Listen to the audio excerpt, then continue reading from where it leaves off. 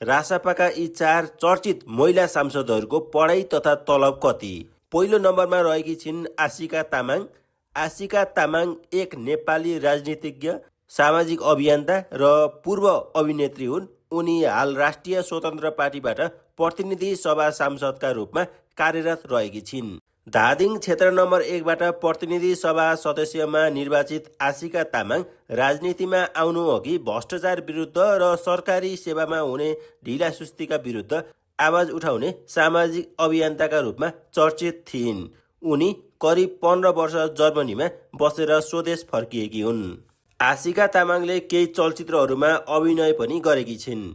उनी सामाजिक सञ्जालमा पनि निकै सक्रिय छिन् र विभिन्न सार्वजनिक चासोका विषयहरूमा आफ्ना धारणा राख्ने गर्छिन्।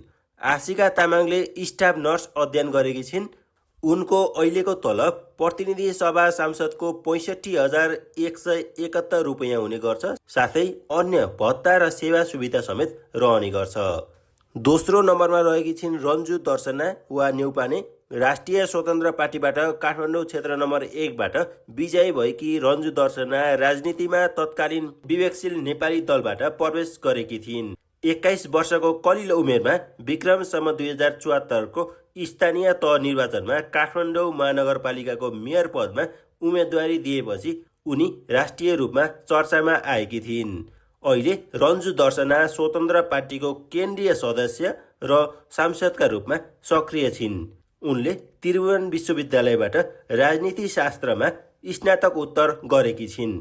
उनको अहिलेको तलब सांसदले पाउने 65,171 रुपियाँ रहेको छ। साथै अन्य भत्ता तथा सेवा सुविधाको समेत व्यवस्था हुने गर्छ। तेस्रो नम्बरमा रहेकी छिन् doctor Toshima Karki.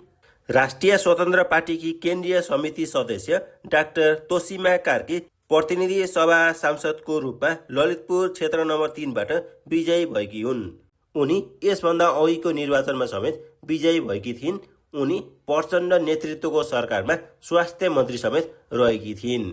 Toshima Karki पेसाले general surgeon हुन्। उनले किस्ट मेडिकल कलेजबाट एमबीबीएस र काठमाडौँ युनिभर्सिटीबाट मेडिकल एजुकेसनमा स्नातकोत्तर अध्ययन गरेकी छन्। उनी हाल संसदमा भ्रष्टाचार विरुद्धको आवाज उठाउने र सुशासनका लागि वकालत गर्ने एक प्रभावशाली युवा नेत्रीको रूपमा परिचित छिन्। उनले संसदले पाउने 65,171 रुपियाँ तलब र अन्य भत्ता तथा सुविधाहरू पाउने गर्छिन्।